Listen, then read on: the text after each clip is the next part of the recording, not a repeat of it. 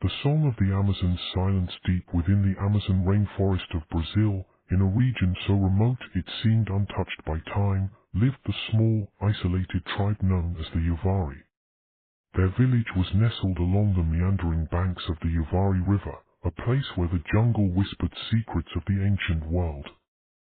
Our story begins with Maria, an ethnobotanist from Sao Paulo, who had dedicated her life to studying the medicinal plants of the Amazon, particularly those known only to the indigenous peoples.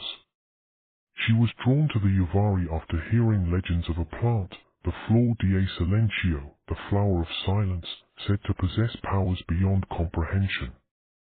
Maria arrived at the village by boat, the journey fraught with the sounds of the jungle, a cacophony of life that suddenly fell silent as night approached. The villagers, though welcoming, were cautious, their eyes holding stories of fear and respect for the forest. Their chief, a wise woman named Yara, spoke of the flower with a reverence mixed with dread. The Flor de Silencio, Yara explained, is not just a plant, but a guardian of the forest's secrets. It blooms once every 100 years, and its song can either bless or curse those who hear it. Maria, driven by both scientific curiosity and a personal quest to find a cure for her ailing mother, decided to seek this flower. Yara warned her, to find the Flor de Silencio, one must enter the heart of the forest where silence reigns. But remember, Maria, silence here is not emptiness but a presence, a breathing entity. The next day, Maria, accompanied by a guide named Kuzi, ventured into the jungle. Kuzi was a young man from the tribe, known for his knowledge of the forest and his stories of the spirits that resided within it. As they moved deeper, the jungle's usual symphony dwindled to nothing, even the insects ceased their chorus. The silence was so profound it felt like an embrace, heavy and all-encompassing. Days passed, and they encountered no signs of wildlife, no birds, no monkeys, just the silent, watchful trees. Kuzi grew increasingly uneasy, his stories turning from folklore to warnings. The spirits are listening, he whispered, they know we seek the flower. On the fourth night, they set up camp in a small clearing where the air felt different, charged with an unseen energy. That night, Maria dreamt of a song, ethereal, haunting, filling her with a sense of longing and peace. She woke to find the camp eerily quiet, with Kuzi staring into the darkness, his face pale. "We are close," he murmured, "too close." The silence broke at dawn with a single, beautiful note, carried on the breeze.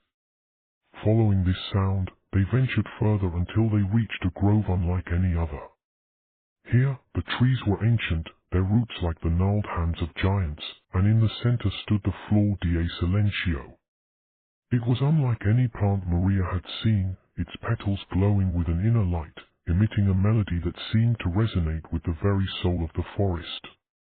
Maria, mesmerized, approached to collect a sample, but as she touched the flower, the song ceased, and the silence returned with a vengeance. Suddenly, Kuzi grabbed her, pulling her back, his eyes wide with terror. "We must go, now." They ran, the jungle around them waking in a frenzy as if released from a spell. The sounds of snapping branches and rustling leaves chased them, the air growing thick with the sense of being hunted. When they finally reached the village, they were exhausted, but the relief was short-lived.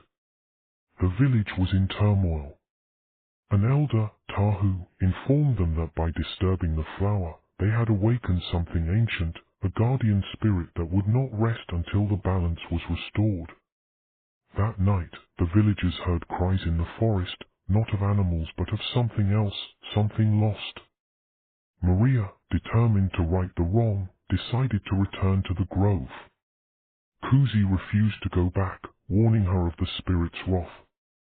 Alone, Maria made her way through the jungle, the silence once again enveloping her, but this time it was oppressive, filled with whispers of lament. When she reached the grove, the Flor de Silencio was wilting, its light dimming.